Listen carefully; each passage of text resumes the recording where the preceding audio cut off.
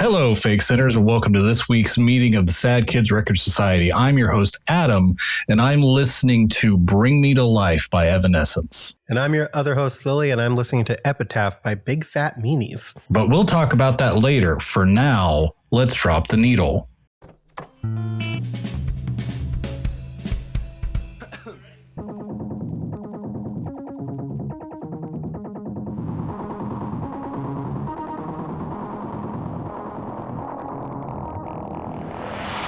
This is amazing. You are literally like my musical soulmate.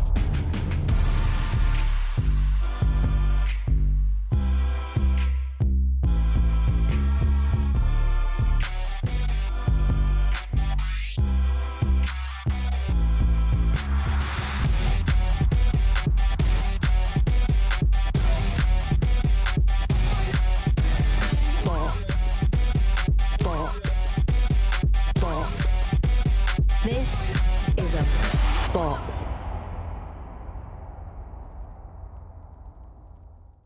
Adam, how are you feeling with this whole 2-week break thing?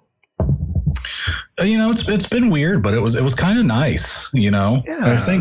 I think for people that record multiple shows, probably a break from at least one of those for just like a week. I mean, we usually do like Gamers Addies every other week, but still it's like a week is nice.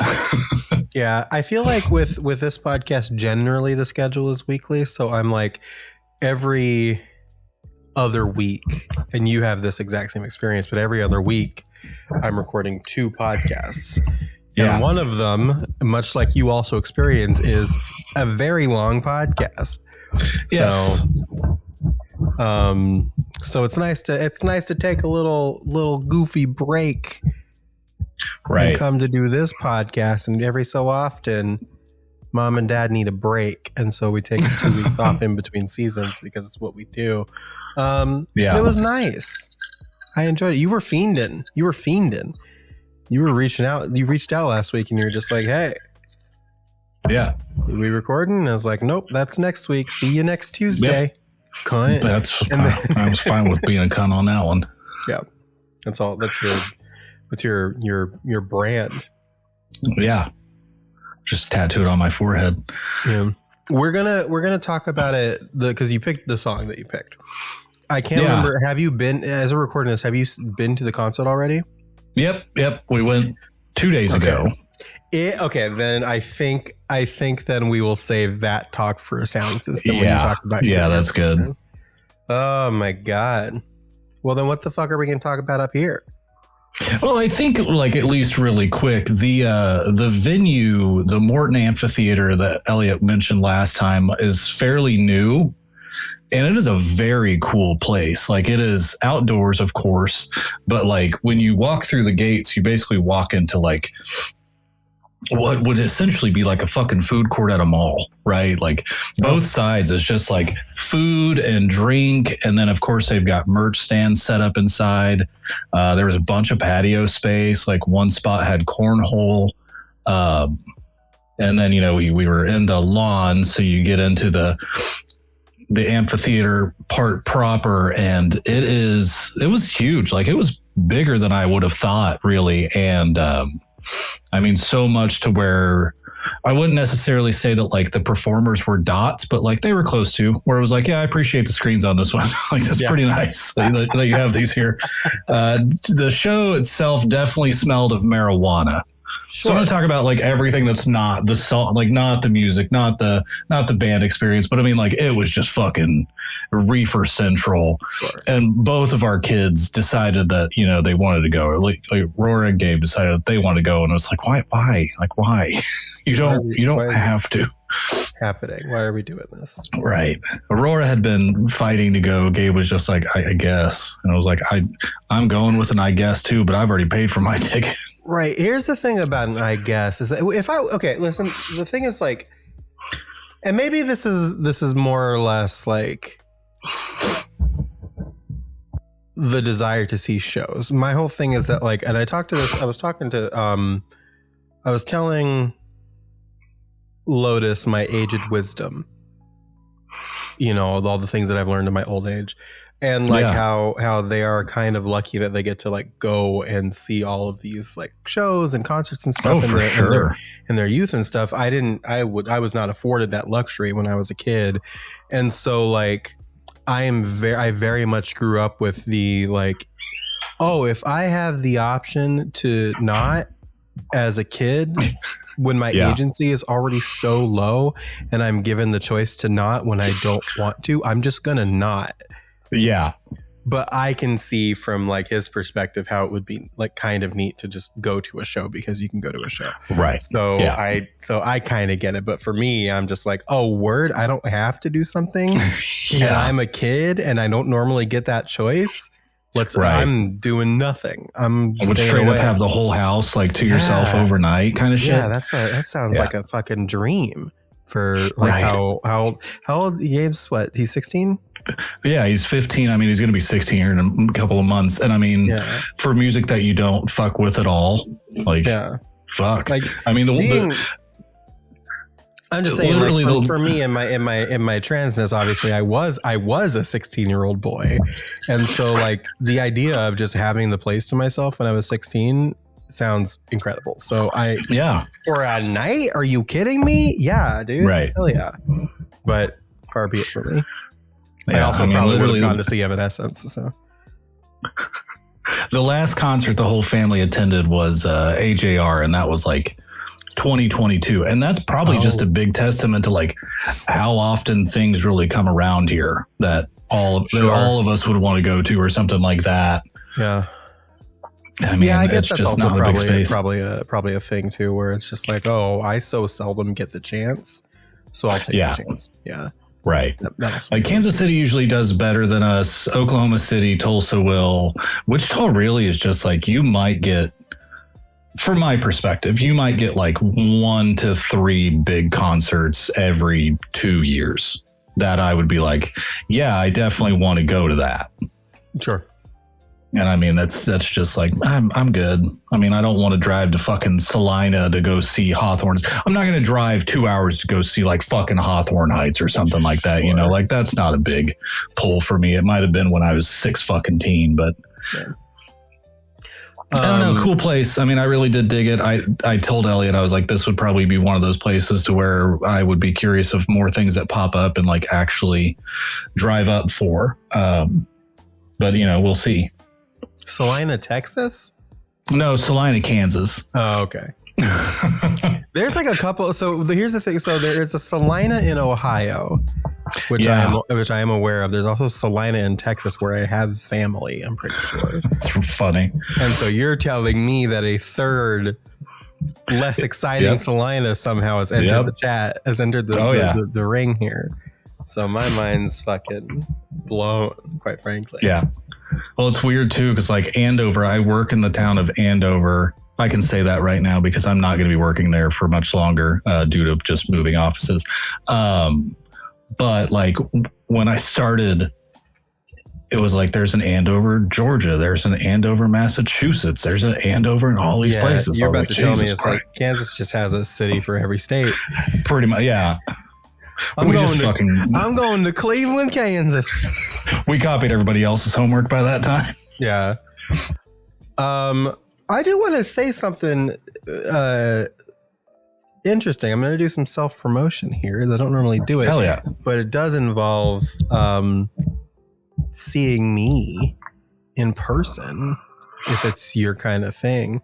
So my other podcast, Metal Gear Mondays, for the last 2 years, we were invited to host some panels at the Portland Retro Gaming Expo. Speak about cities that have that exist in multiple states. Yeah. Portland, Oregon.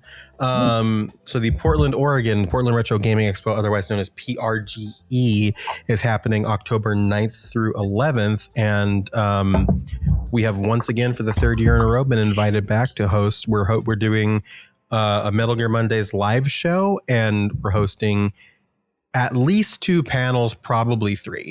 We're doing 2. Doing our live show on Friday the 9th. We're doing 2 panels on Saturday the 10th. And then we're probably going to do 1 more panel on Sunday the 11th. So very, very exciting stuff. I believe you can get tickets for that now. So if you are on the West Coast or you happen to want an excuse to be in Portland, Oregon for a weekend or whatever, go get your tickets. You can go to retrogamingexpo.com and buy tickets to that and come see me at the panels and let me know that you're going to be there, because I will make efforts to come say hello at the very least. So, oh, fuck yeah. Yeah.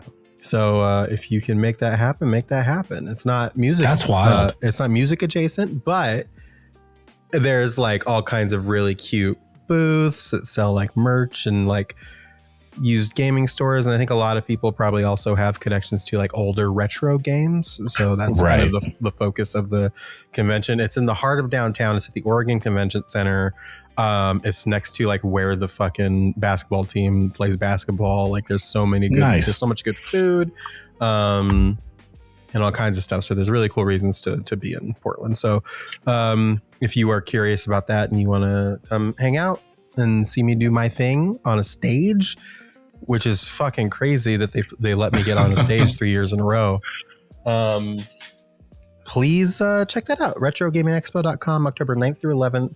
Portland Retro Gaming Expo in Oregon. It'll be a good time. Fuck yeah.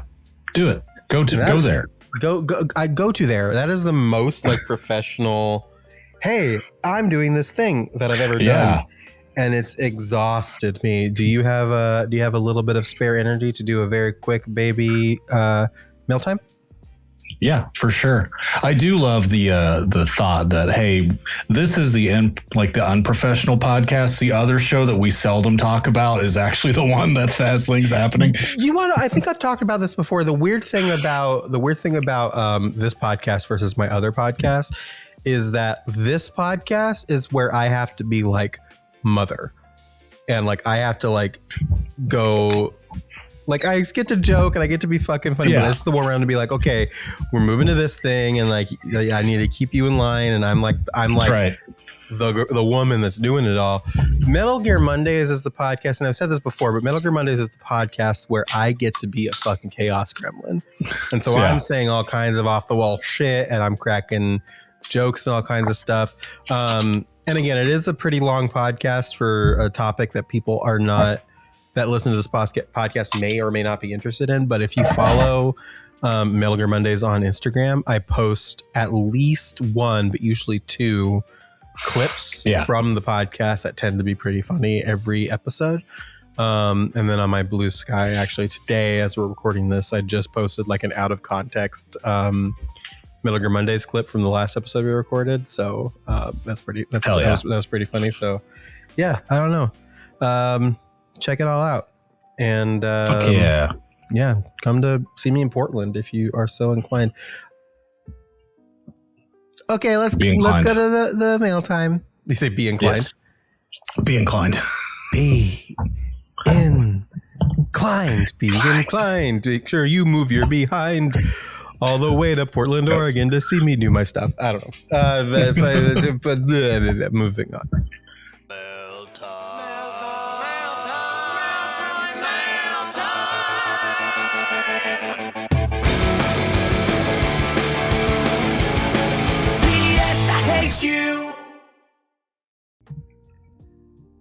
We don't have a lot. We don't really have anything really for the mail time. End of segment. No, I'm kidding. No, we do have one little thing. I was talking to Dennis Wakeman about with respect to kinky boots that we're going to talk about in a second, but we don't have any letters or anything like that. And I think that is probably, we talked about this when Elliot was here, but that the consequence of knowing that there's not an episode coming, and so people are just like hang back. Yep. I think that's partially what it is. So whatever. I do want to read this comment here on Instagram from Dennis Wakeman. Says, hey, I should have told y'all I was in a production of Kinky Boots back in 2022. I was one of Lola's angels. It was the only time I've done drag, but a really fun experience. I made my own persona as a rebellious posh girl. A rebellious posh gal named Vanessa Victrola, great name. Nice. Who left her parents' estate to find excitement and landed in Lola's lap. My wife also worked the show, as a spotlight operator and sent me an amazing compilation of our friend Frank, who played Charlie, saying Milan a ridiculous amount.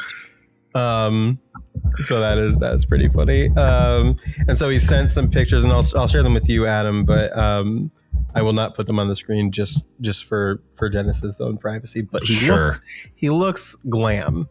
He's looking snatched. He's looking glam. And I'll send these to you right now, actually, now that we're thinking about it. And you can see the infamous kinky boots hanging in the background of the photo, of the second photo here. So that's pretty fun. So that's really fun. I love it. Dennis then continues, favorite songs in the show are Step 1 and In This Corner, though Sex is in the Heel was very fun to perform. So thank you for sharing that, Dennis. I did ask if it was okay to share about this fun fact this episode, and he said, yeah, no problem. So I did. Yeah. And that's all we have. That's all we have. There's no YouTube comments. Boots on the ground. Katie Slate, Caitlin Taylor's missing. Everybody's missing. Out there living. We didn't even get out there living life. I will say I am very tired of seeing people talk about going to see My Chemical Romance. It's pissing me off. And I think Katie Slate, Caitlin Taylor is one of the people that has seen My Chemical Romance. And basically, fuck off. If you would like to reach out to us, we're back on our weekly bullshit for this season. Hit us up at thediscopod@gmail.com, or you can send us an email, send us a message on Instagram at Sad Kids Record Society on Instagram, or if you're feeling ever so inclined, you can leave a review on any number of the various podcast apps, or a comment on The Bad Place, as we've discussed. We'll still read those. We'll get there. If that is your prerogative, and we'll read those on the show. Again, the reviews thing is I don't harp about it enough. Reviewing the podcast, leaving a 5-star review. If you think we deserve a 5-star review, leaving that and like a couple of words to be like, hey, great show, whatever, really does go a long way to helping the show grow. I think that's like the way that podcast apps will, put us higher up. Put us higher up and rank us and put us in places where we ought to be. And so I think like if you could really take like, because I know we have a lot of people that listen to this podcast that don't necessarily write in. But if you enjoy listening to us, you don't have to write in, but just leave us a review, and we would greatly appreciate that, like, so much. And our regulars that do write in, you can leave reviews too. Please do. Yes. But put the stars in all the places. Yeah. I mean, don't hold the stars against me. Just the places. Do it for Lilli. That makes do it for me. Yeah, do it. It's like that thing from The Simpsons where there's just like pictures of me up on like a console and just says, "Do it for her." That's what you should be thinking about when you're doing reviews of the podcast. Don't think about Adam. Think about Lilli, and that's probably a safer bet. I would like to get us out of the bin of probably the jump scare when people search for a song that we've talked about and accidentally click on our podcast, and then they're like, oh, what the fuck is this? And then immediately leave. Like, get us out of that bin, the discount bin, please. I wonder how many people have done that and stuck around. Yeah, there are those. I'm curious about that, because that's got to be like, for the amount of listeners we do get that we just never hear from, statistically speaking, at least one of those people had to have accidentally clicked our podcast trying to find a song and being like, oh, this is interesting, and then stuck around. So I'd like to know what the spread is for that. And if you do that this season, definitely don't base your rankings off of anything that's going to come out of my mouth. Because I can't even get anything out of it. That's true. Have you listened to any of it yet? The album? I have. I've done like 3 listens. Okay. Well, then I think it's time we get into the meat of this podcast. Hell yeah. Oh, let's go. Nathan quoted as saying emo is a pile of shit. Oh shit, yes. Why is it? Well, emo as it is today, emo is basically a pair of jeans and a haircut.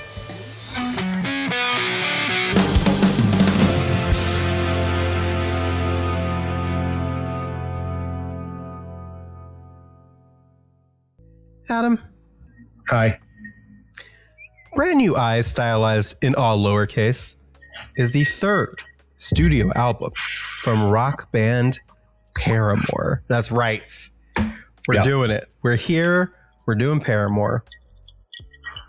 Much to Adam's chagrin, glee, hatred. It's somewhere in the middle, somewhere kind of in the lower middle. I'm so baffled by you. That is so fucking strange to me. You know what? We're gonna do all this stuff. I'm gonna read all these words. There's so many words to read. Yeah.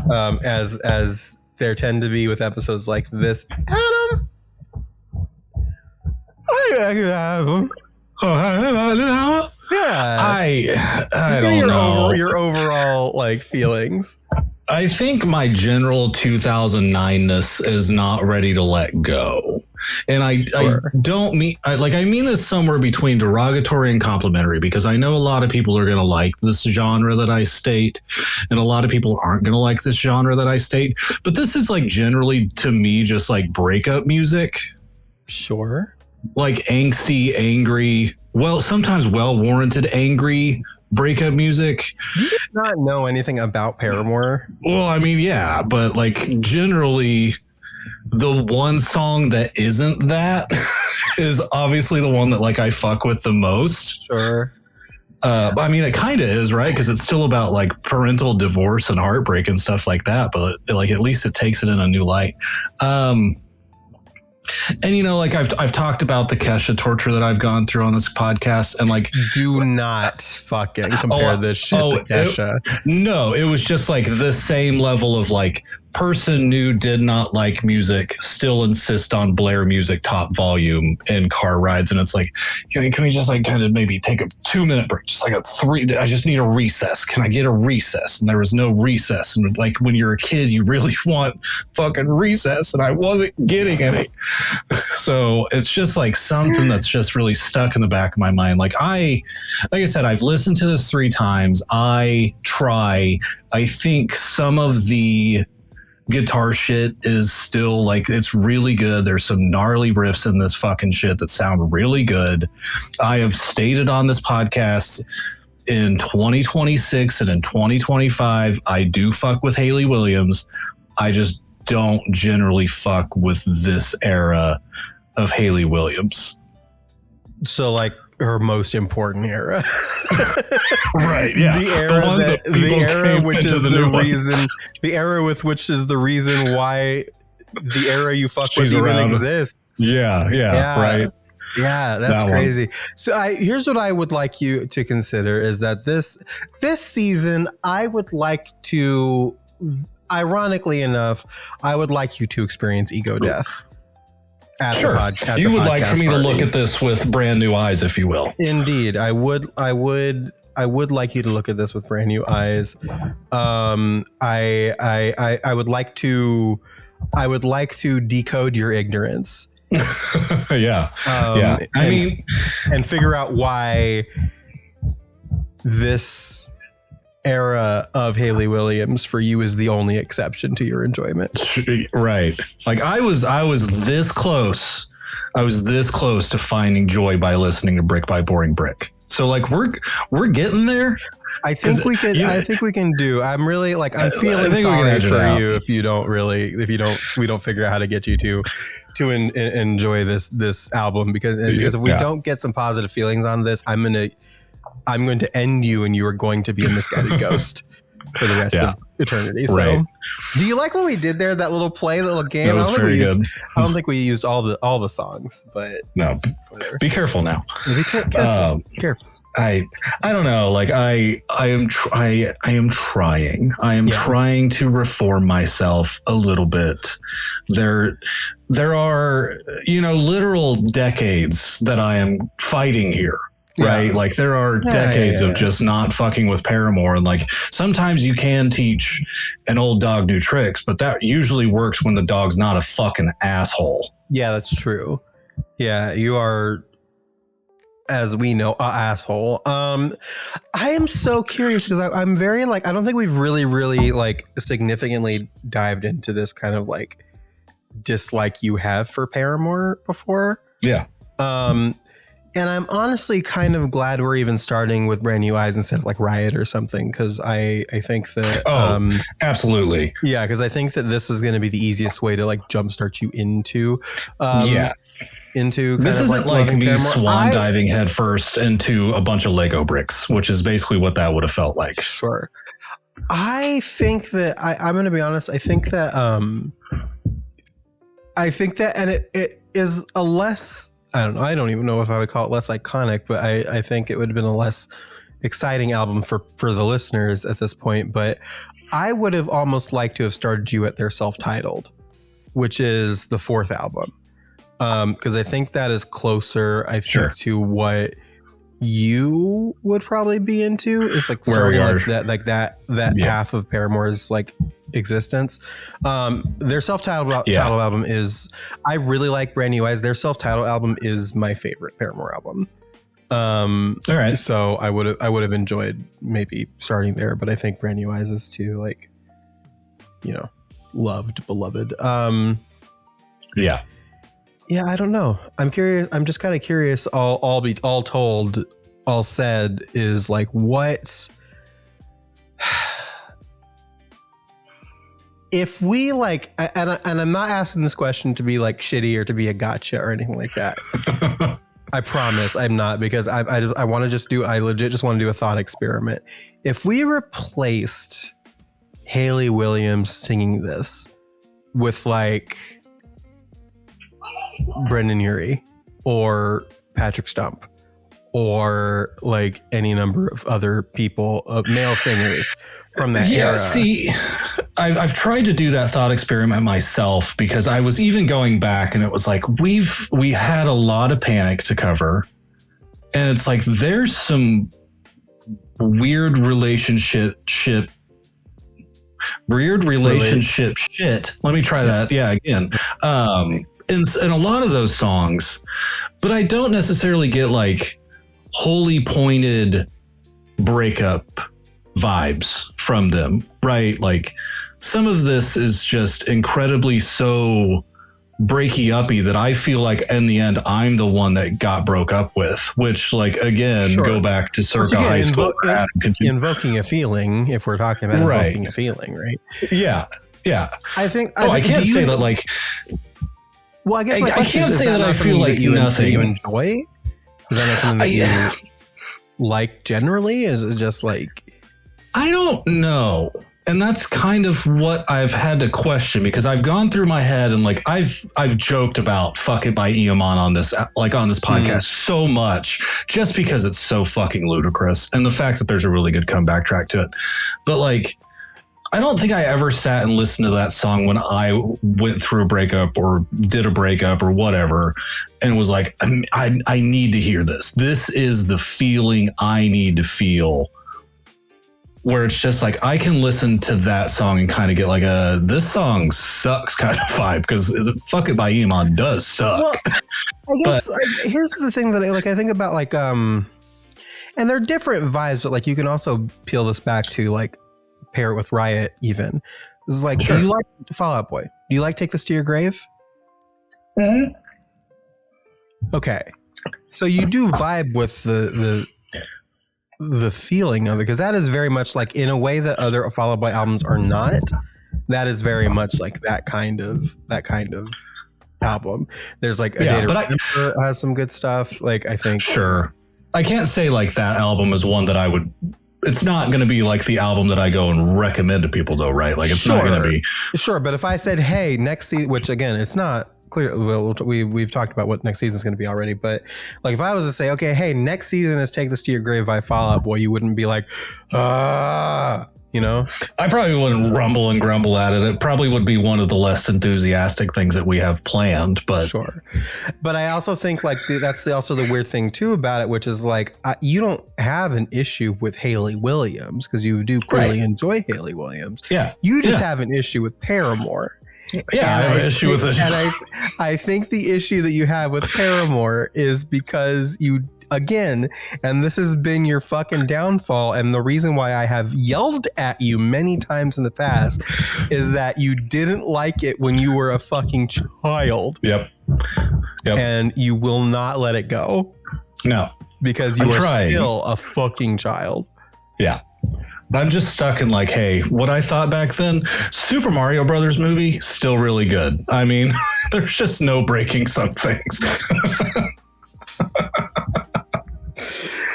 Oh my God. So how do you feel about this album? Because obviously, I know you fuck with it. I know you like it. I really like it. Again, it is not my favorite. I think, like I said, their self-titled is probably my favorite. I have a really, really large soft spot for Riot. I would probably put it at like 3. Sure. If I had to like rank them. But I think it's really good. I think it has like some really great songs on it. Some like classic Paramore bangers on this album. So I don't know. I have a really big soft spot for it, so I don't think it's going to be like a surprise to hear that I primarily enjoy this album. So yeah.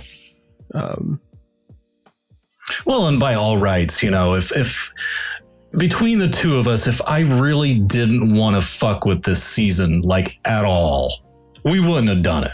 Right. Like we wouldn't have done this just for the sake of torture as much as we can make the joke of like me being tortured by this album is great. If I truly at the end of the day felt wholly uncomfortable about any part of this and just thought like this would be an absolute shit show on my behalf, we wouldn't do it. It's still going to be a shit show on my behalf, but like on a completely different plane. No, it's a shit show on your behalf only because you're just a shit show. I'm here. You're here, and that's why it's a shit show. No, I think, and that's something that I think you can always be guaranteed of, is that if we are sitting and we're covering an album or a topic for this show, it is something that we both will generally be happy to talk about. Only because if one of us just does not want to be here, it will not make for a good show.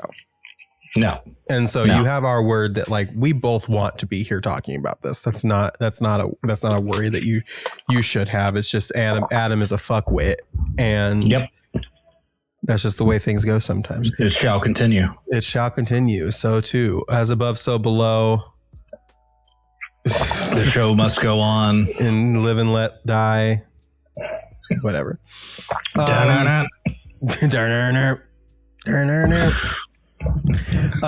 So Brand New Eyes, like we said, third studio album, was released on September 29th, 2009 through Fueled by Ramen. As a for all the children out there, this would be 4 months after I graduated high school. Woo! It's a year and 4 months before I graduated high school.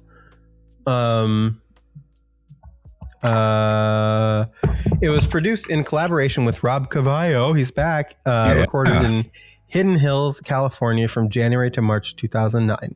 It is their first album with touring guitarist Taylor York as a permanent member, and was written by Haley Williams and Josh Farrow, with York contributing songwriting to 4 tracks. It was also the band's final album for Josh and Zach Farrow's departure from the band in 2010. Zach would later rejoin in 2017 prior to the release of their 5th studio album, After Laughter. Praised by critics for its songwriting and the band's increased maturity, the album won Best Album at the Kerrang Awards in 2010, and the only exception received a Grammy nomination for Best Pop Performance by a Duo or Group with Vocals. Several publications included Brand New Eyes in their year-end lists. The album produced 5 singles: Ignorance, Brick by Boring Brick, the only exception, Careful, and Playing God, all of which have been commercially successful in the United States and internationally. And so that's what I was talking about, is like all of those like very iconic, like if you think about the pantheon of Paramore's music, right, very iconic songs, and they were all very good singles. Absolutely. I think. And it's interesting to me too that for like a song that I will admit like is also good from this is All I Wanted, but like that's not in this grouping of 5 singles, which I think is just kind of wild. Because I think if there's anything that sounds even mildly similar, like it's a heavier tone, but like even mildly similar to the only exception, it's that. Yeah. I do want to read the charts and the certifications really quick, because that's the next paragraph of this like summary, and we might as well just do it now, because there's a lot of numbers. There's a lot of ones. There's a lot of ones in this list here. A lot of ones. So we'll start with the Australian albums ARIA. peaked at 1.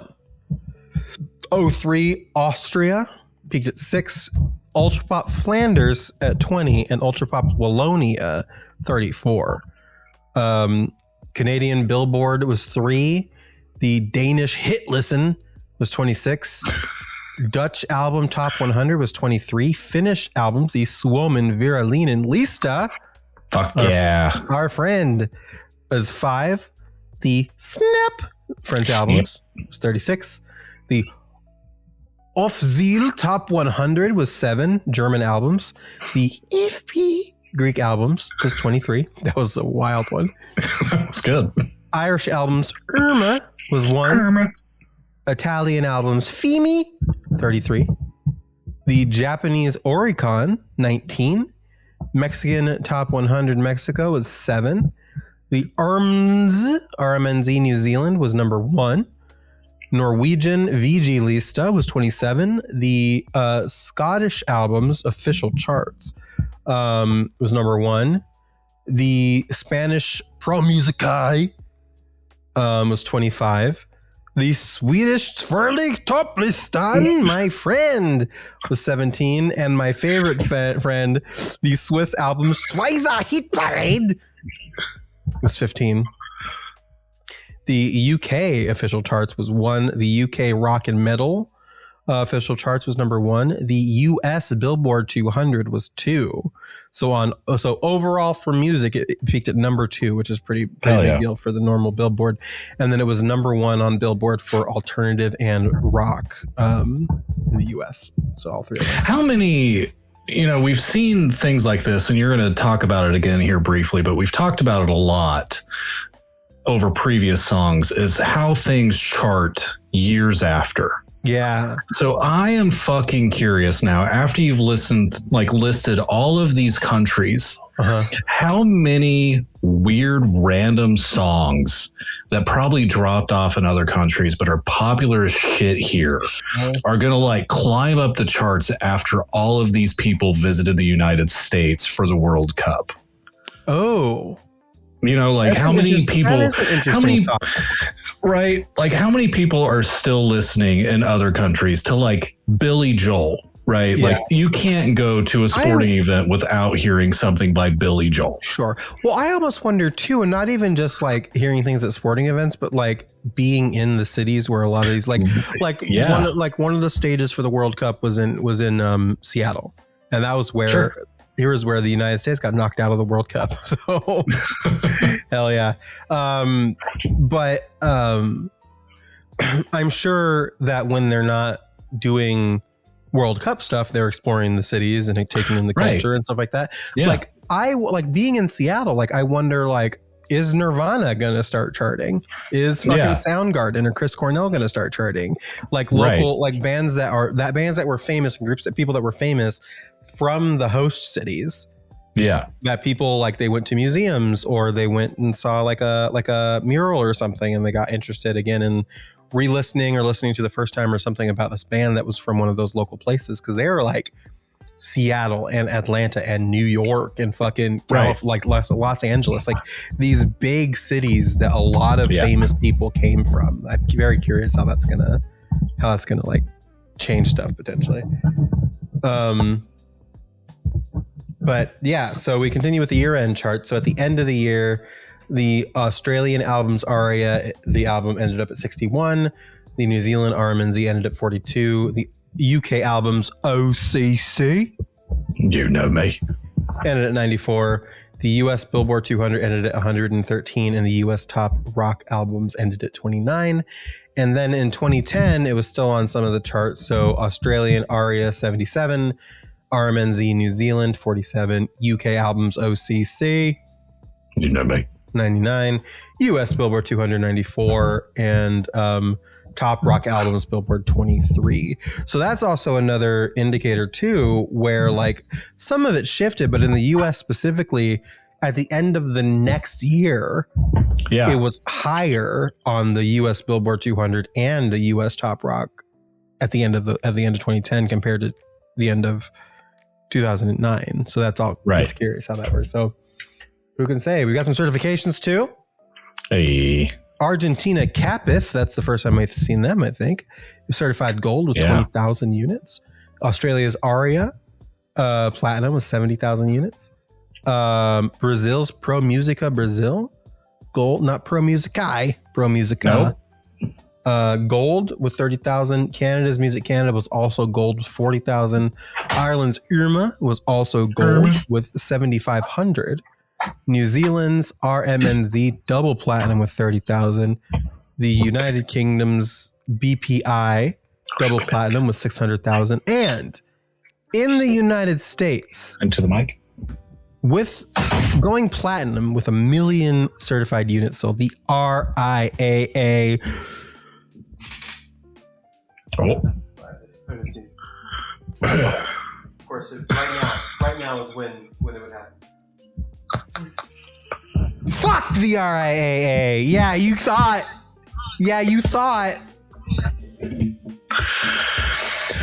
Oh, there's so much drama in there. I know. So much tension. Building up to it, like you never expect a Spanish Inquisition. You know what I'm saying? So let's talk about some background, some production details, some things of that nature. After the release of Riot in 2007, a blog post in early 2008 was posted stating that Paramore was having internal issues. So this is Paramore has had a lot of drama, and I don't know that we have time to talk about all of that, but we will talk about some of it here. Coupled with a week of canceled shows, speculation arose that the band was going to break up, which does arise every time they put out an album these days. Right. Not long after it was resolved and claimed to be an issue of the members never having time to talk about things such as how they were growing up, and sometimes when you're growing up, you're not always together, which I feel like is a quote, but there's not a citation for it. So I feel like it's a quote from probably Haley. Further struggles to write new material had singer Haley Williams expressing doubts about songwriting and meeting the expectations placed on the band after the success of Riot. In September 2008, Williams revealed that the band might release their next album in summer 2009. And on November 18th, 2008, the band announced they were writing their next album, again mentioning that it might be out summer 2009. Hell yeah. They spent 6 weeks in pre-production at EMAX Studios in their hometown of Franklin, which is in Tennessee, in case you didn't know. That's where they're from. That's where Haley's from. The first time they had undergone pre-production without the guidance of a producer. A visit from record producer Rob Cavallo reassured the band that they were on the right track. The album totally rocks, Cavallo said, yet it's also very subtle. The band subsequently felt that the album and their new material had the potential to surpass the success of their previous work. Although it was originally planned to record the album close to home in Nashville, the band commenced recording in Calabasas, California with Cavallo at the end of March 2009. They then added to the original material written at home with additional tunes written with the help of Cavallo after the move to Calabasas. Similar to most rock records, the band mostly tracked the drums first, followed by the rest of the members recording scratch tracks that they later overdubbed. Paramore finished production by May 2009. On June 15th, 3 months before the album's release, the band announced that touring guitarist Taylor York had become an official band member. Fuck yeah. I'd be curious what the composition of this album might look like without Rob's writing influence. Yeah. Because I didn't know that they started it without a producer to start. Oh, that's wild. Yeah. Especially for it to be called very subtle.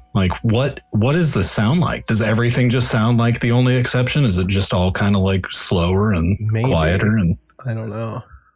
It's very. And he was like, "Fuck that." Yeah. Y'all want a single?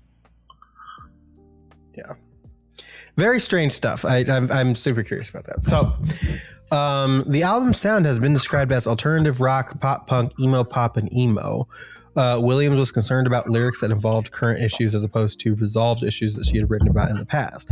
I was like, this isn't a feel-good song because I'm writing about something I'm going through right now and it's still painful, she continued.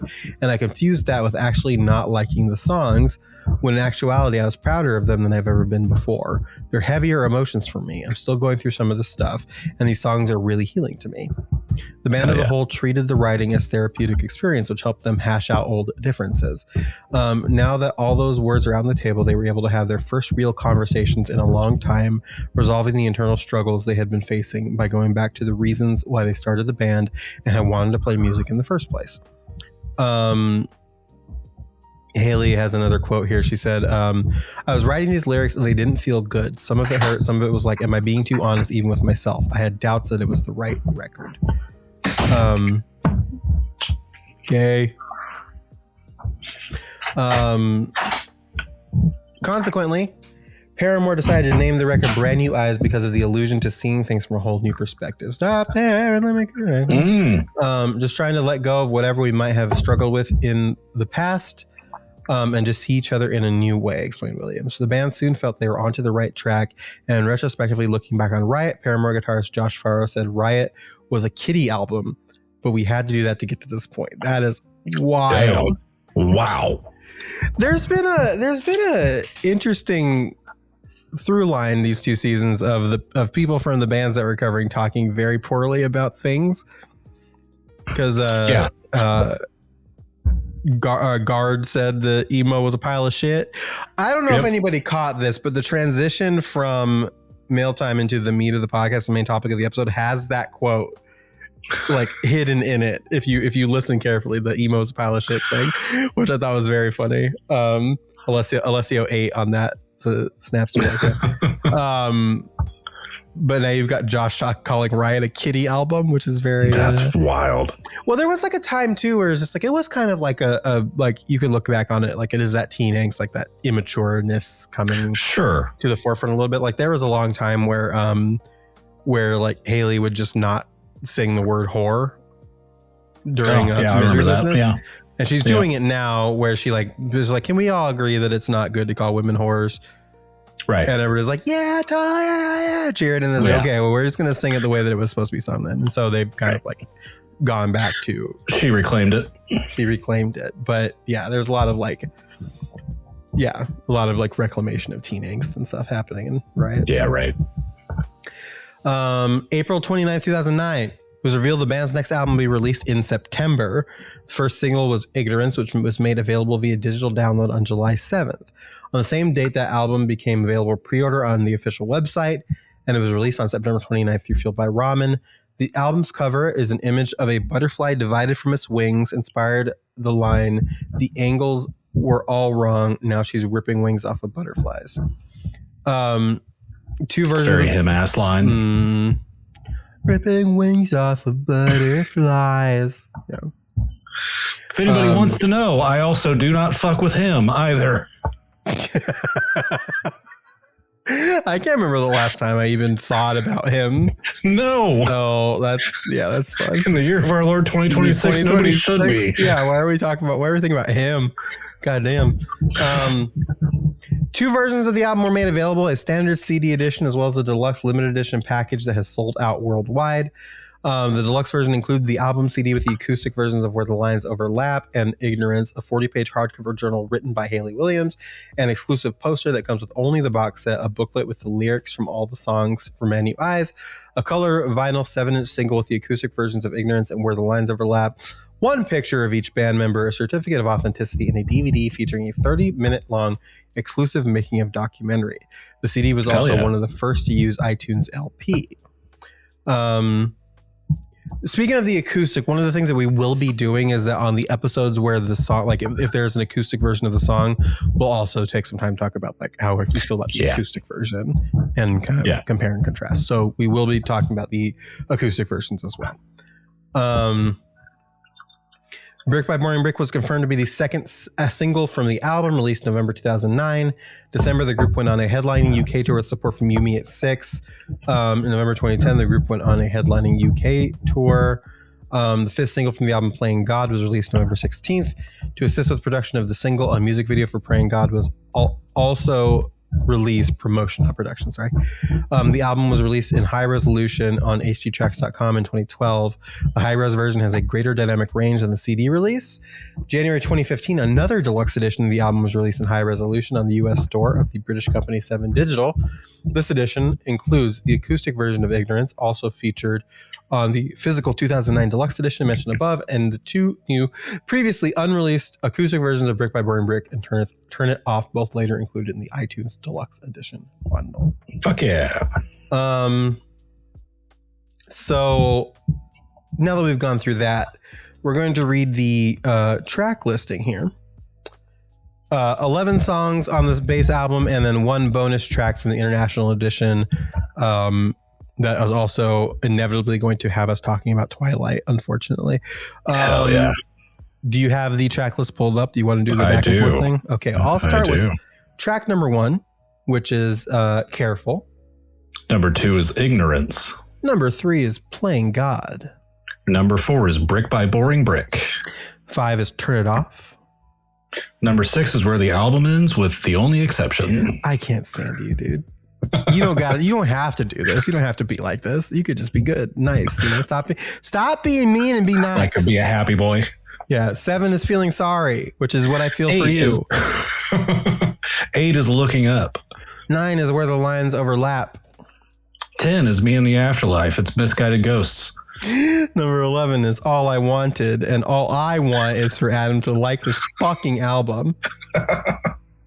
12 is what we're going to be doing the entire time, which is going to be Decode.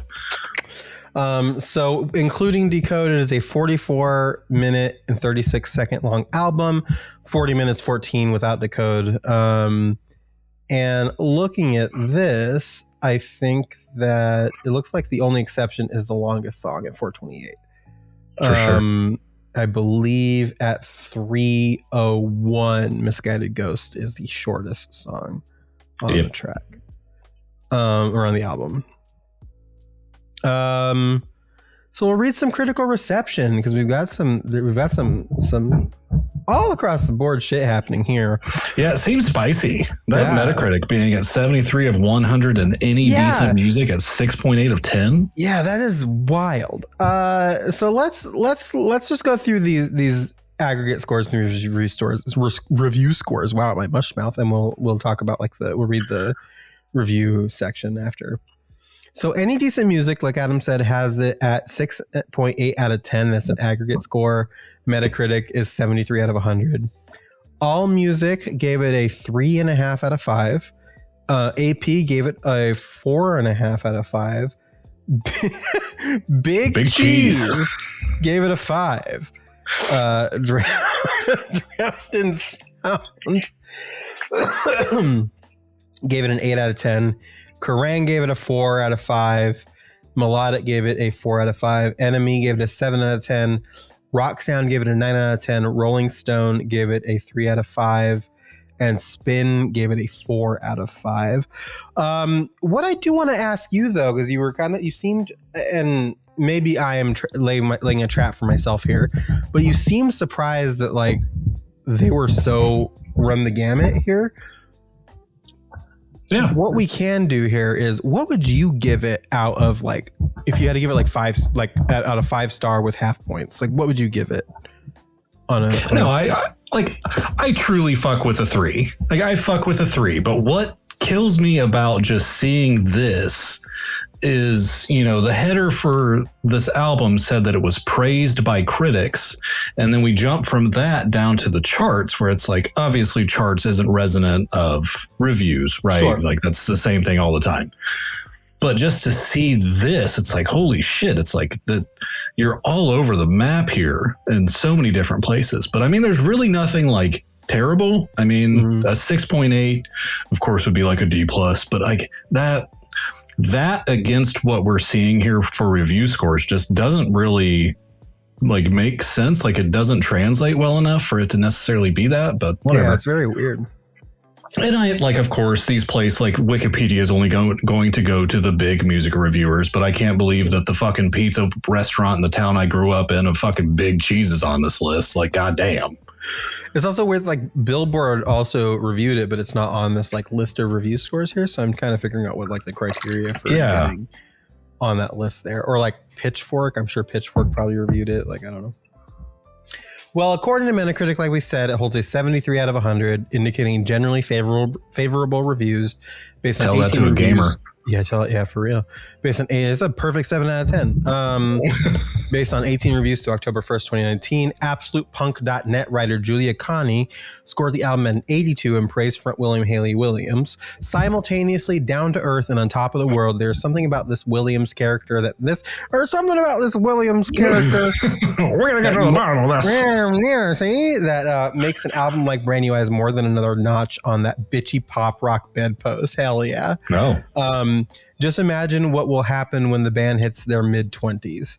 Andrew Leahy of AllMusic gave the album a positive review, stating Brand New Eyes presents Paramore as a stronger, leaner, and altogether more consistent band. Well, if I may pause it real quick, imagine where Haley Williams will be in her mid-30s. It'll be even better. Ooh, top of the world. Hottie. Queen. Amazing. Evan Lucy of Billboard also wrote a favorable review, saying, although the new set may lack the wide-eyed naivete that made the group's past efforts so endearing, the newfound maturity makes for a compelling set of songs. Big Cheese magazine awarded a maximum 5-star rating, and Kathy Rie wrote, Brand New Eyes is a huge milestone for an intelligent, honest young band that deserve far more mainstream recognition than they get. Oh God, they'll get it. Yeah. Alternative Press awarded it 4.5 out of 5, and Scott Heisel praised the improvement of the albums over its predecessor. Riot was ridiculously top-loaded with an unmemorable second half. That seems to be what you think about this one, Adam. Well, Eyes astonishes from start to finish, with the bouncy and confessional looking up and the immensely powerful track All I Wanted showing up as diamonds in an already gem-covered rough.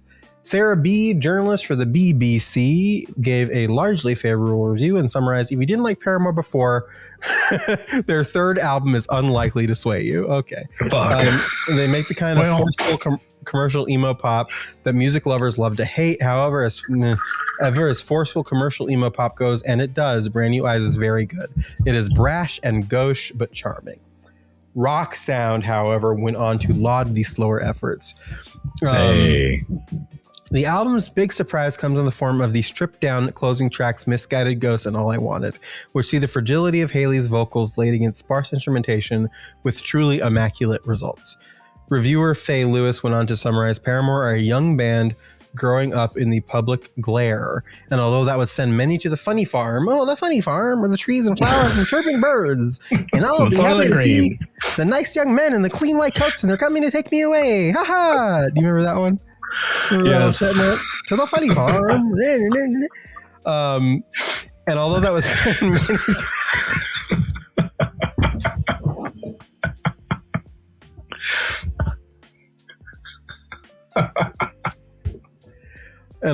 send many to the funny farm, it's made this quintet even stronger, and Brand New Eyes is by far their best record yet. John Dolan of Rolling Stone scored the album at 3 out of 5 stars. Much like Leanie Cooper of NME, he was critical of slower moments, but some of the sweeping moments blunt the band's fresh face immediacy, as if the cute kids from the Styx have had a hard time turning pro. Spin Magazine awarded 4 stars out of 5 in their review and complimented the band for standing out in a generic genre. Paramore's follow-up, Brand New Eyes, which at the moment is of Wet and Wild Warped Tour cynicism, see Cobra Starship in 303. Fuck. Oof. Damn. Offers a principled reminder of a more earnest and honest age. All right. Drowned in Sound. Can I say that I really hate the name NME? Sure. Like, I think somebody probably thought that they really ate with that, like New Musical Express. It's like, no, it's just enemy in my head. Like, you're a reviewer, you're a critic, you're going to be the enemy of all the people that you review and have something to say about it. Just fucking seems so pretentious to me. I think that was the idea. Oh, I know. Like I said, I know somebody felt like they really just fucking ate that shit up and were like, all these motherfuckers are going to love a name like enemy. And it's like, no, maybe, no. It's good. I put it up there with Pitchfork also as like a really fucking pretentious thing to name your music review outlet. Like, okay, all right. You know we're here to make people mad with our opinions. Yeah. That fucking line about Pitchforks and Haley Williams, funnily enough, in fucking Yonkers. Yep. Oh, fuck. Yeah. What is it? I'll stab any blogging something F slur with a pitchfork? Well, or something like stab Bruno Mars in his goddamn esophagus. That was after. Yeah, fuck. Yep. Let me see. I'll look up the lyrics. Oh, fuck. Wolf Haley Wolf or Haley fuck Haley Williams. No, that voice is like what you think of Haley Williams. Fuck her, Wolf Haley Robin them. I'll crash that fucking airplane that Bob is in. And you know the crazy thing about me censoring myself on those two words? I can say both of them. You got it. I can say both of them. Just go get your sticker and hold it up. Yeah, I'm black and gay. But I'll crash that fucking airplane that Bob is in and stab Bruno Mars in his goddamn esophagus and stop until the cops come in. But I will say, given this type of shit that he said about Bob and Bruno Mars, Haley kind of got off easy. What do you think of Haley Williams? Fuck her. And also, I'm going to crash Bob's airplane. Yeah. Stab Bruno Mars in his esophagus. It's an odd level of mild respect there. No, so they say, the verse 3 starts with, they say success is the best revenge. So I beat Deshay up with the stack of magazines I'm in. Oh, not again, another critic writing report. I'm stabbing any blogging hipster with a pitchfork, which is a very much a dig at Pitchfork, the publication. Anyway, that was a detour, huh? Drowned in Sound. Now he's bigger than ever. Now he's bigger than ever. And good for him, too, because that's called growth. Yep. Honestly, if you listen to fucking Yonkers and then go listen to his new stuff, especially like not his newest one, but Chromacopia, and like go through that journey, oh boy, he's been through some shit. Drowned in Sound awarded Brand New Eyes by Paramore, which is what we're actually talking about, an album 8 out of 10. And while writer Paul Stephen Gettings stated the record isn't pushing any boundaries, he praised its longevity. If you're already a critic, this isn't going to convince you otherwise. Wow, they're really hammering the dynamic for this podcast here, huh? Yes. This is a realization and an affirmation of Paramore's musical craftsmanship and potential longevity. They have allowed themselves to grow and still retain the innocence and optimism that make them so irresistible. Kerrang reviewer Dan Slesser gave the album 4 out of 5 and claimed 4 Ks. Good thing it's not 3 Ks because be probably really problematic. So apparently at one point, how many of those do you think they've given? 3 Ks, a lot, I would imagine. I hope not. You gotta rename your Kerrang here. Yeah, just go Kerrang. 4 E's, 3 E's. I don't think I realized that. They were called Ks. They ranked it. They were 5 out of 5 Ks. Interesting. Well, they gave Brand New Eyes 4 Ks and claimed in Brand New Eyes they have arguably delivered the most accomplished and affecting record of their career. Enemy were also favorable in their review, although, you know what? I'm just going to call them New Musical Express were also favorable in their review, although being critical of the album's slower moments, Lilli Cooper praised the record as a whole. Sure, the 2 slower tracks might make for a break in the relentless pace, but who needs the rest? If you just so happen to be one of the best in up-tempo pop smattered emo punk game, why bother slowing down? For this lot, more is most certainly more. Well, if I had to quote, the other song from the Twilight credits by Linkin Park, you just leave out all the rest. Wasn't that also one of the Transformers songs? I think so. Because I think if I had to remember, and I'm not going to, I think Decode came first in the Twilight's credits, and then Leave Out All the Rest came after. When it was like silent for a good fucking minute. Back when credits used to be 10 minutes long, no matter what kind of movie you watched. No, Leave Out All the Rest was from 2007. Minutes to Midnight was 2007. All right. So Decode was later. What I've Done was 2007 for the first Transformers movie. New Divide was 2009 for Revenge of the Fallen, and Iridescent was 2011 for Dark of the Moon. Hell yeah. In that period of time where fucking Linkin Park was the Transformers band. What a time. Right, yeah. What a time to be alive. The Michael Bay band. Mm-hmm. Yeah, that's different from the Dave Matthews band.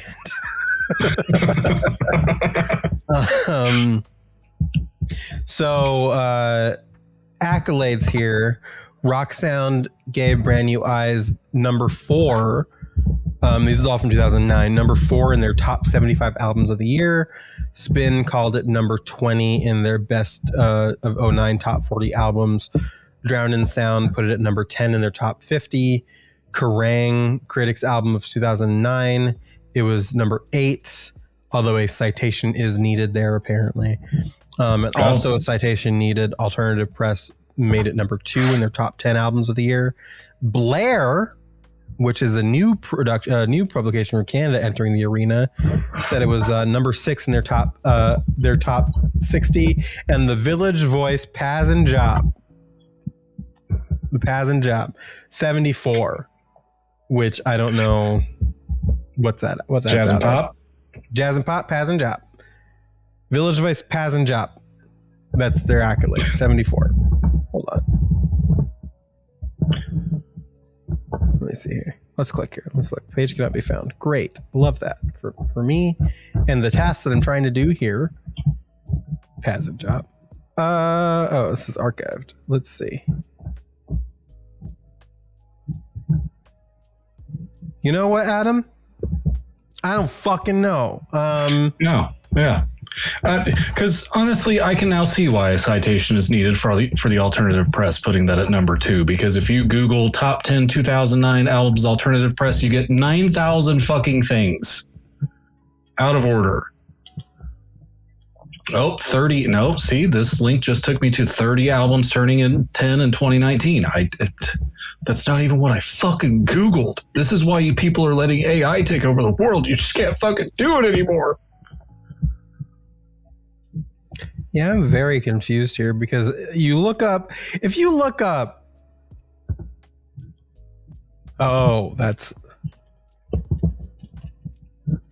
because if you look up AP, it does Alternative Press, no Associated Press. Yeah. Yeah. I don't know how I could have been more pointed than top 10 2009 albums Alternative Press. So this is Associated Press, not Alternative Press. Alternative. Then this album of the year.org says Manchester Orchestra is number 2. So this is bullshit. It's not even in their top 10 on this website. And here's the kicker is that you can't fucking find it on Alternative Press. It's not a link. No. And if you click into 20 scene albums from 2009 that dominated your iPod playlist and scroll down to where Brand New Eyes is on this list, they don't even cite themselves as saying, we put this at number 2 back when this released in 2009. Fuck you, Alternative Press. If you go to Alternative Press website, the only thing I have here for best 2009 albums is quiz. Which 2009 album are you? I hate this. And so, why does the internet suck? So unplug the internet. Unplug the internet, restart the thing. Yeah, I don't know. Just let Skynet take over. It's fine. Yeah, I don't really want to be alive anymore. The Terminator. Don't take that seriously. Anymore. Yeah, I don't really want to be around anymore. I got all this shit on me. Anyway, commercially, Brand New Eyes was a major success. We talked about all the places and all the all the stuff and the peaks and stuff like that. The tracks Ignorance, Brick by Boring Brick, and Where the Lines Overlap also made the Paz and Jop singles list. They went on tour with No Doubt between mid-May and early August 2009.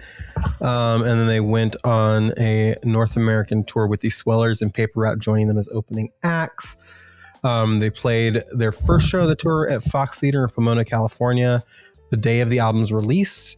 And during Decode, Williams lost her voice. Lead guitarist Josh Farrow spoke to the crowd, and although the set was cut short, the band played Misery Business instrumentally while the crowd sang Williams' vocal parts. That's actually pretty cool. Nice. Tours previously went from September 29th to November 1st, 2009, was later officially postponed on October 2nd, 2009 due to a case of laryngitis for singer Williams. Full tour resumed October 10th in Chicago. The band also announced they'd be doing a European tour starting in Helsinki, Finland on November 29th, 2009 with You Me at 6, Paper Route, and Now Every Children supporting the UK tour dates. Performed in February 2010 at the Australian Soundwave Festival, along with You Make Six, Taking Back Sunday, All Time Low, and Alexis on Fire. Alex is on fire, not Alexis on fire. I always thought it was. Performed at the Soundwave Festival before they did Brand New Eyes tour in Australia. Then in the first week of March, they performed 2 concerts in New Zealand. They announced a tour in the Honda Civic Tour 2010. And in May 2010, the band had a short UK tour for November 2010. After just one day of being on sale, they added a second date to the O2 Arena due to huge demand for tickets. And they later added 2 extra tour dates to take it up to 8 concerts instead of the original 5. June 2010. Math doesn't math. Wait.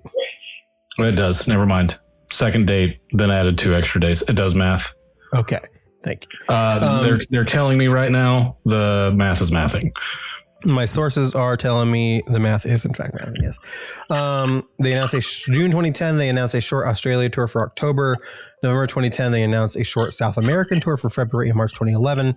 And the band announced a short American tour for December. In July 2011, the band had a short Europe tour. Lots of short tours. She probably just kept getting sick. She got that laryngitis. Can't let it go. I'm actually having a thing because I realize that I have not really listened to this band, and I actually don't know because I said I fucked up in there. Is it Alexis on Fire or is Alex is on Fire?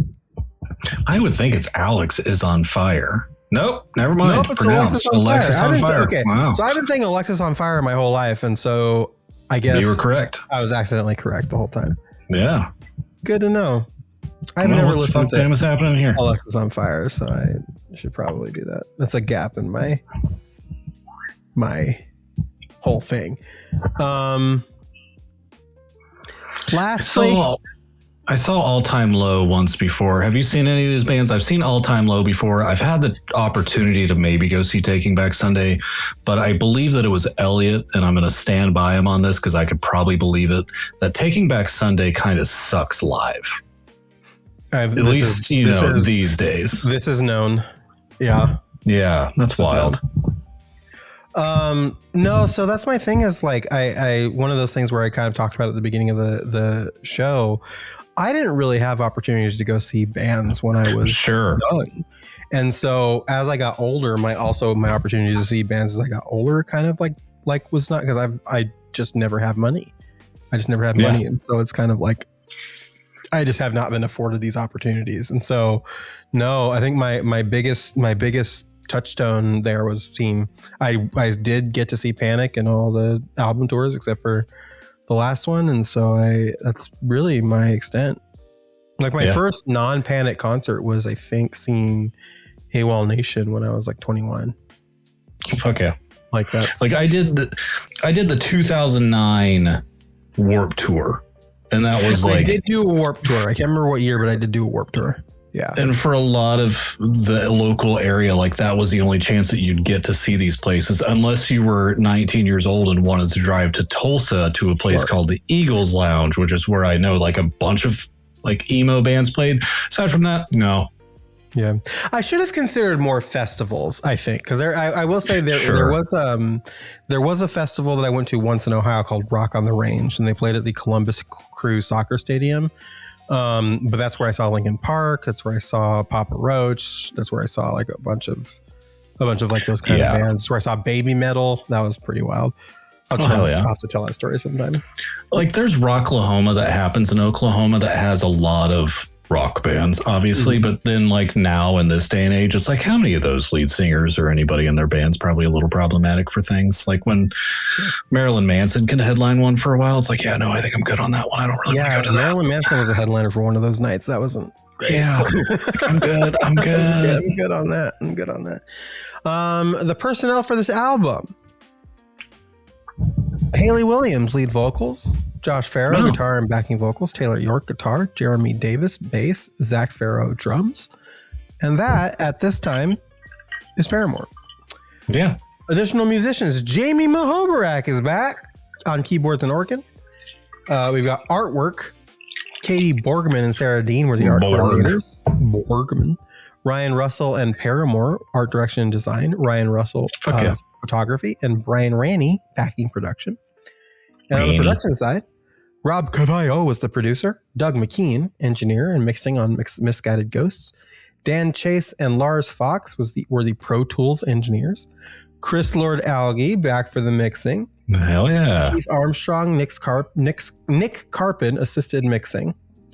Brad Townsend, additional engineering. Nate Warshawski, drum tech.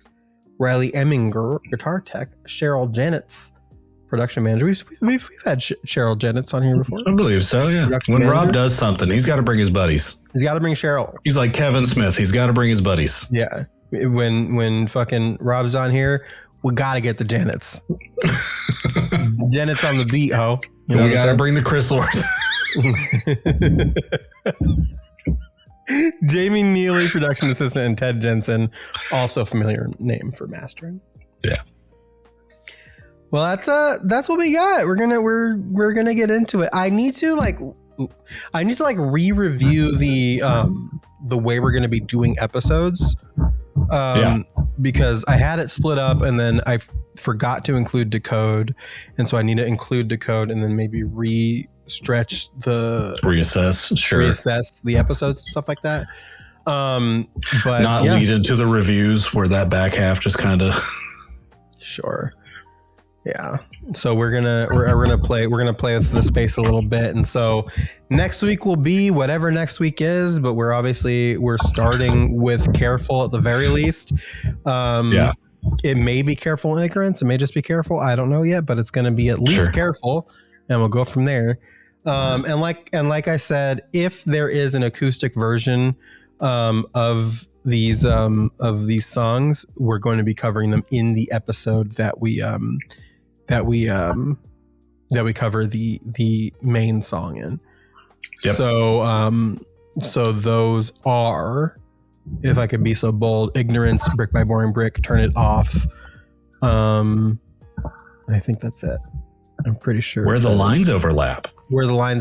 Yep. I think that's it. Yeah. No, well done. Cool. I was actually surprised, and this is, again, just an Adam thing by my general feelings about this, and I expressed this the other day with Elliot in the vicinity and shouldn't have, because he immediately corrected me. There are 12 songs, including the bonus track, and I would say, 3, 4, 5, 6, 7 of them, I didn't mean to do that deliberately, 7 of them have Wikipedia pages. Yeah. And I verbally out loud stated, I'm surprised there are that many songs on this album that have a Wikipedia page. And he was like, because people like it. 6, 7. Yeah, so we're gonna have a lot of details to talk about, because again, it is 5 singles. Yeah. Plus decode.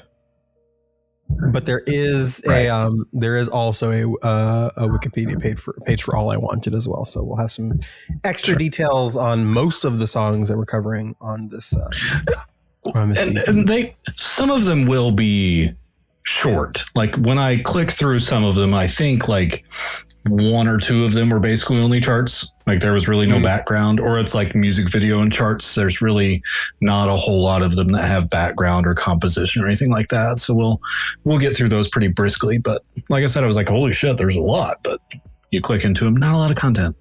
And I'm not going to be a dick and say that's how I feel about this album, because I think this album really is better than that. I said I'm not going to say it because it's better than that. And bury you in the ground.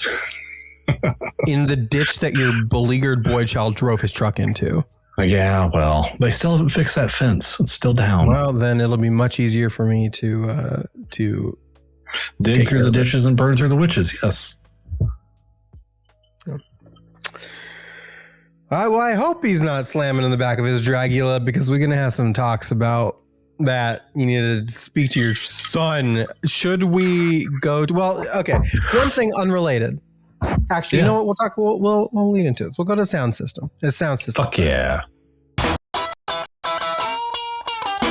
Soundsystem gonna bring me back alright. More thing that I can't even know. One thing, so here's something that is always fun. I haven't talked about my tits in a while. Sure. That's my sound system. Listen, I just got a glimpse of myself, and one thing, like with when I'm wearing black shirts, it like all blends together. Oh yeah, your shirt's shapely. Yeah, it's a shapely shirt. Did you know there was an entire fucking bee on the shirt that is just hidden underneath my fucking breasts? How cool is that?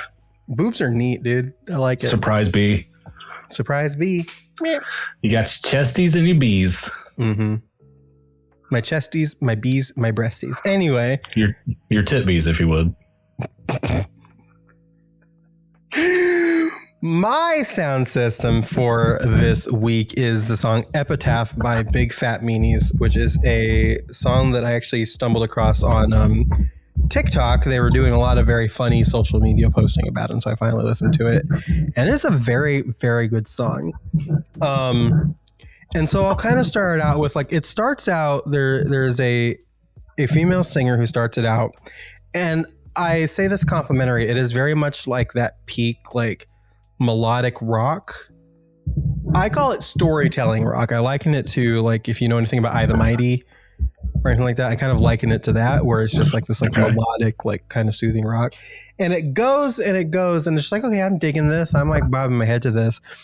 And like partway through that opening, like partway through that first verse and first section of the song, you start hearing horns, a little bit of a horn section. And you're just like, oh.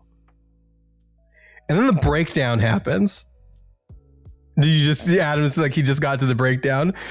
Da, da, da, and then after they stop fucking screaming, you get this like these like big horn section and stuff, and then it just kind of like carries on with like this big arrangement, and it just fucking rocks. Like it's this is fucking good. Yeah.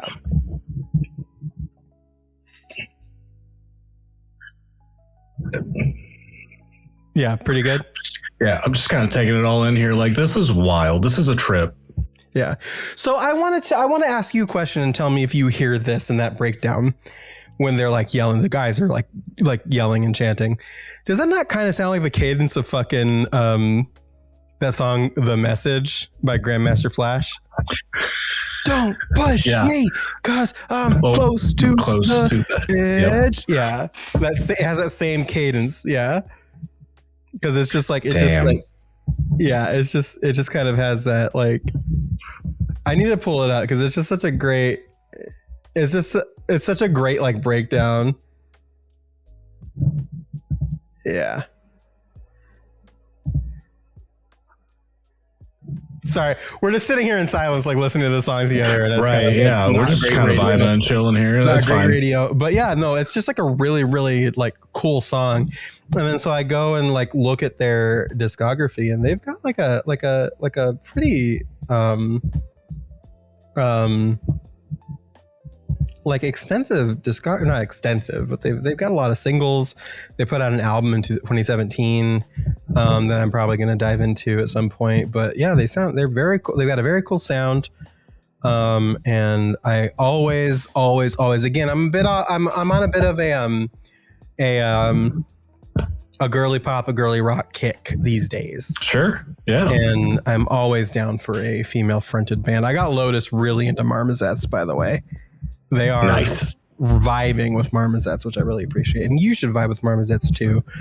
But yeah, my pick for this week is Epitaph by Big Fat Meanies. Hell yeah. That's good stuff. Yeah.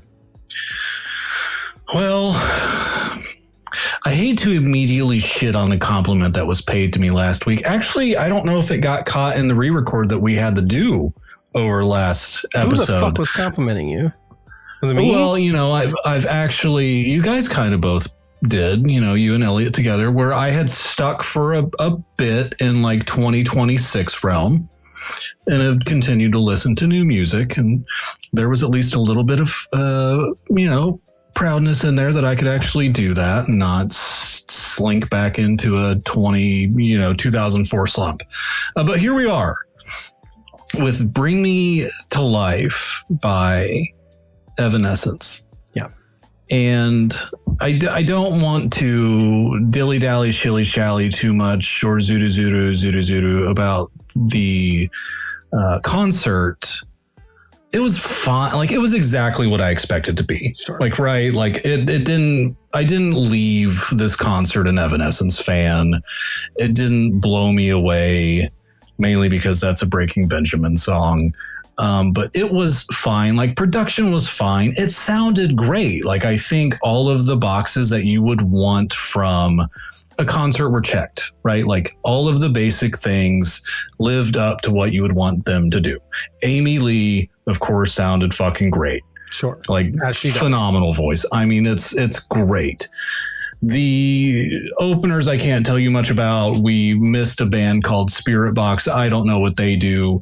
We came into an angry, screaming girl band, which I actually fucked with a lot. Like, they had a lot of breakdowns where she kind of just gets fucking nasty with it. And I was vibing with that a lot. Yeah. I mean, she kind of fucking gets with this shit. And I was like, oh yeah, that's kind of speaking to me in a lot of ways. I couldn't tell you their name. So, you know, if you're curious, Google it. I'm not going to Google it. You have the things that you can do. Sure. So, but, you know, Evanescence comes on. They play like a clean 90-minute show, basically. They do a lot of new stuff, which I think, I'm sorry, Evanescence, your time came and went, because all of your new stuff somehow sounds a lot like your old stuff, but just not as good. Try telling that to the fucking Devil May Cry anime, brother. God, that's no shit. I know. I'm fairly certain on the screen that they actually had on the stage that they had played like snippets of that. But we get through all of this, and Elliot and my wife are making fun of me because I have the most displeased look on my face basically 90% of this concert. Yeah. Again, it smelled like fucking reefer. You look down into what the pit area would be, the standing area in front of the stage. Nobody's fucking moving. Nobody is vibing with anything. Like, I'm trying to do like a dad butt rock, like a foot stomp or like a stamp thing where I'm just kind of like tapping my toes to the beat. I don't even know if the people in front of Amy Lee were doing that, because you could not convince me at any time anybody moved their head. And I'm even doing like a subtle kind of shoulder rock. Like, I'm just kind of vibing with what I can for the length that I can. I don't think anybody up front did that. And I kind of felt bad because it was like, even the guy in the back can see from the people in the front that even I could replace them and you would get some level of movement from my body. You would get a little bit of something. Sure. I don't think there was crowd participation until we reached My Immortal, where she's like, pull out your phones and do the lights. And it's like, holy shit, people exist at this motherfucking concert that I've just been smelling ganja at. Like, goddamn, found them. But we get to Bring Me to Life. And we've lived with this song for decades. We know how it goes. We know there's two singers in this song. Yeah, and I understand the singer's not present. I understand the singer doesn't have anything to do with Evanescence anymore, and so on and so. Yeah, how do they have somebody else sing here, like his part? It's gone. They just cut it out? It's gone. What? So the whole ramp up to Wake Me Up, gone. Fucking. So it's just Wake Me Up Inside, and it's not. There's no Wake Me Up Inside. Nope. None of it. Nope. What the fuck? None. What the fuck? And there was a mild part in the bridge where they're kind of going back and forth, where she does like, I'm going to sing a little bit of this part and a little bit of this part. And then she kind of like drops completely off the male part and just goes like, that part of the song doesn't exist. Huh. And it was one of the most annoying experiences of my life.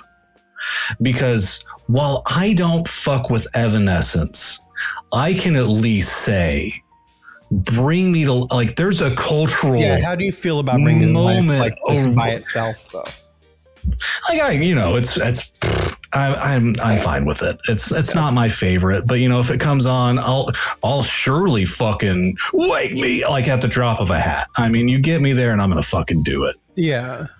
I will say, I don't I'm not gonna sit here and pretend that he's the main event of that song, because he's not. Right. No. But that is an incomplete song without him. Yeah.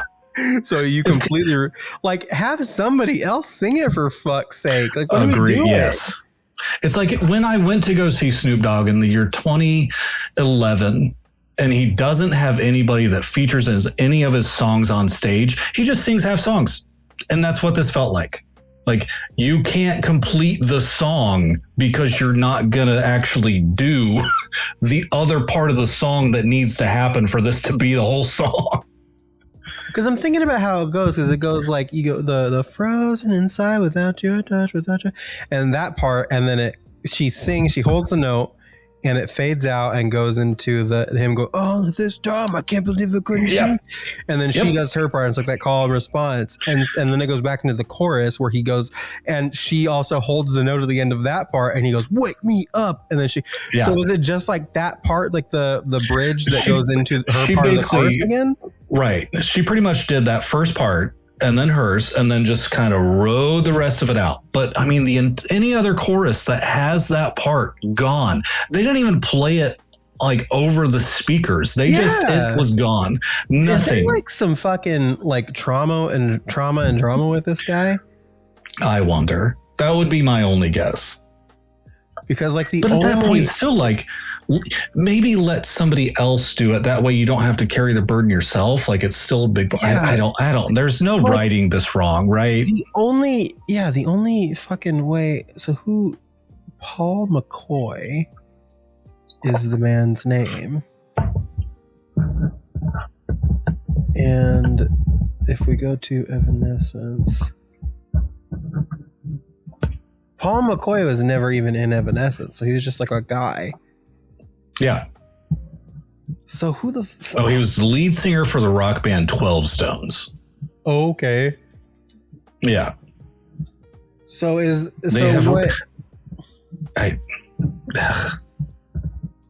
Lee wrote Paul McCoy's part.